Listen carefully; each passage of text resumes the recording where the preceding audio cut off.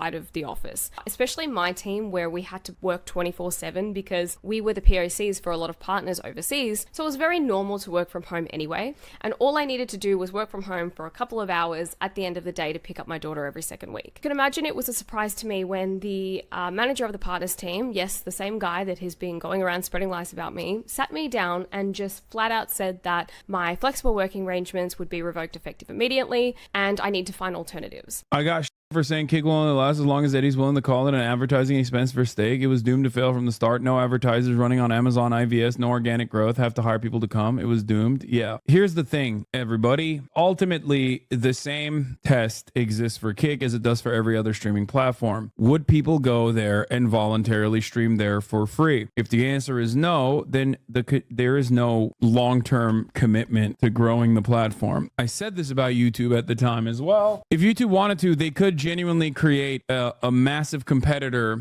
to Twitch. They just don't care about deploying enough resources in that direction. They care about short form content, so Twitch lucked out in that front. But for Kick, it was never slated as a genuine competitor to Twitch. It was just created because you could no longer advertise steak on Twitch.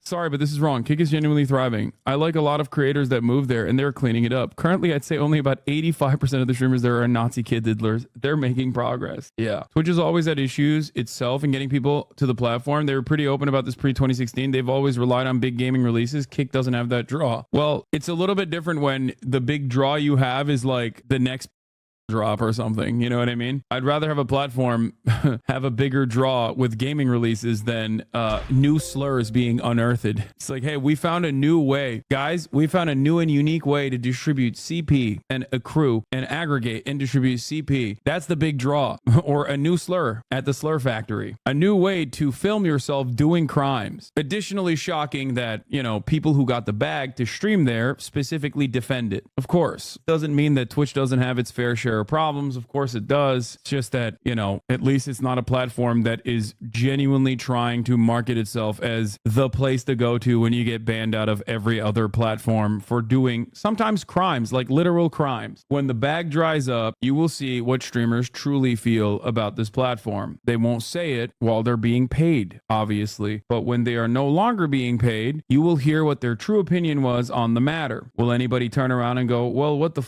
for years you lied to me about this shit? Probably not, because as streamers, we do have a very sycophantic audience for the most part, and it is one built around parasocial activity and parasocial behaviors. So, of course, just like what I mentioned, even though I was right about this Kick from the jump, many people who carried that resentment because their streamers held that resentment don't even know why they are resentful now, but they still go along with it. So the second incident that happened about 2 days prior to me leaving, which really solidified it, I walked out of this meeting, called my friend and was like, it's done. I'm done. I'm out of here. I cannot do this anymore.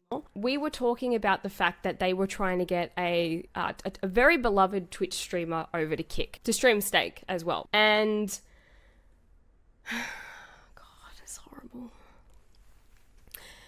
And just for context, this particular streamer had been publicly battling cancer recently. So they decided to utilize that in their strategy to get this person over. The conversation very quickly became quite sinister. I'm going to say a quote, and something that I cannot get out of my head because it's so heinous to me. And I think it will speak volumes in, you know, the type of characters that work there, which is why I had to get out. The quote that I remember hearing was, we can get her on Kick streaming steak for a relatively low price because she probably thinks she's going to die soon and she'll want to leave more money for her family. When I heard that, I actually was surprised. I sort of looked up in surprise. And everybody else was sort of looking at this person that was speaking and just being like, yeah, you know, that's true. Let's go with that. Like, I think we can get this person. And I remember getting really hot after that. Like, I just felt like I was in hell and I was talking to the devils and I was talking to demons. Like, and honestly, that is like, when you think about it, I feel like that kind of like bloodless opportunism is like somewhat expected from any kind of corporation, I guess. It's demon shit. pretty gross. And I don't know what else to say about it. This is not an excuse for Kick or Stake, obviously, but it is literally a crypto gambling casino that created this live streaming service specifically to continue doing marketing for their crypto gambling casino, which provides a service like unrestricted access from your computer without very significant regulation or protections. They don't care about on the platform. Like this guy right here, I had to fight tooth and nail to get this guy off.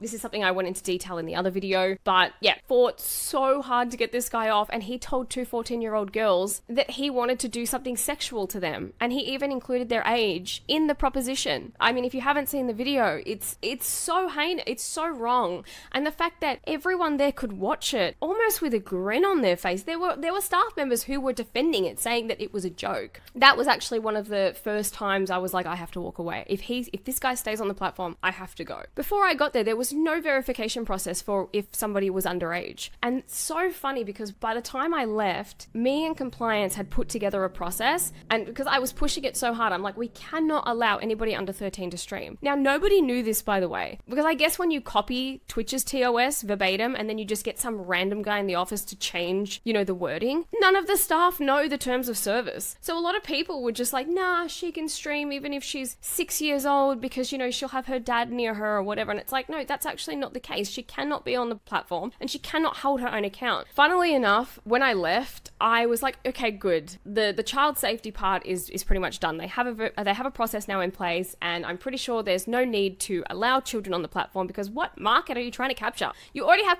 on the platform. Are you just trying to appease them? What's the point? I still don't know, because I saw this tweet about 2 or 3 weeks ago where a prominent staff member is promoting on Twitter an 11-year-old boy who... What the This kid's been hustling all weekend. Dallas with a solid family at his side. Check out when he fires up on Kick. Year-old boy who, whilst I was there, I was the reason why this kid got banned. And I'm sorry to the child that, that might upset you, but it's about your own safety. And especially on Kick, I feel like sometimes Kick should... They're definitely going to get clapped by the FBI. Bro, the FBI's asleep at the wheel, dude. I think you got to understand, a lot of our law enforcement agencies, even federal ones, are just not really doing a lot of that you think they'd be doing. I mean, this platform straight up has a shit ton of people that are serializing child, distributing and generating CP. I don't know what else to say other than that's insane. That's not just cancel culture or whatever. That's just a crime. This child was banned when I was there because, I did have a zero tolerance towards it, because children need to be protected, not only against the people on the platform, but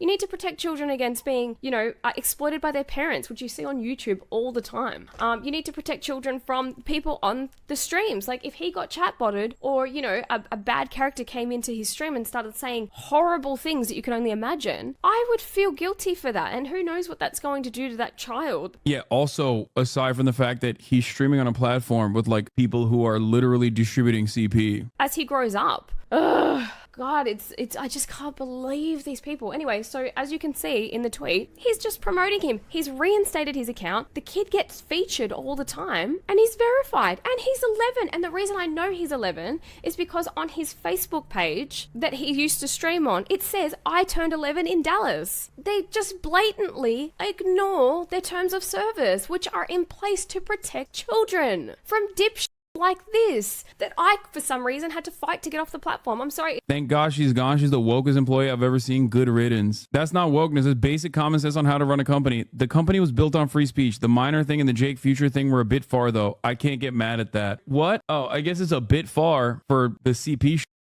a bit far. A bit far for what? The criminal justice system? What are we a bit far for? A bit far is when you have an edgy content creator who maybe teeters along the lines, who teeters on the edge. That's a bit far. Letting someone back onto the platform after they've been edgy or whatever. You can't say it's a bit far when you talk about a person who is distributing and acquiring child pornography. That is not a bit far. That is insanely illegal. You should be in jail. You should be in prison. Having children stream on that platform on top of it is insane. I don't know how to describe it. Streamers do have viewers that are likely to mortgage their house to stream on stakes. So that is the reason. And well, what's a few for a few $billions. So anyways, thank you for watching. I don't know if this video is even going to go anywhere. I hope it does, because this is the only way that they're going to be held accountable. I also